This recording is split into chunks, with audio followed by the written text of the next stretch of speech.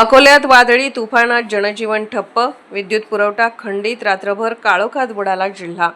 अकोला जिल्ह्यात सायंकाळी निसर्गाने अचानक रौद्र अवतार धारण करत वादळी वाऱ्यासह तुफानी पावसाने अक्षरशः हाहाकार माजवला।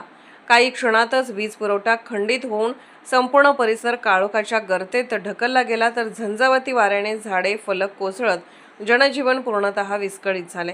शेतकऱ्याच्या पिकांवर निसर्गाचा घाला कोसळून भाजीपाला फळबागा उद्ध्वस्त झाल्या, तर बाजारपेठेत व्यापाऱ्याची दाणादाण उडाली। विजांच्या कडकडाटात भीतीचे सावट पसरले असताना नागरिकांनी जीव मुठीत धरला।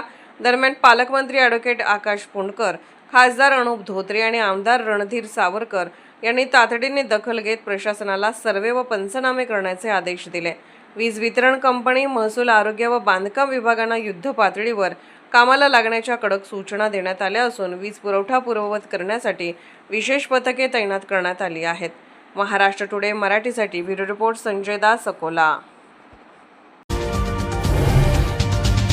आजच महाराष्ट्र टुडे 24 न्यूजला सबस्क्राईब करा आणि सत्य परिस्थितीचा सविस्तर आढावा पहा।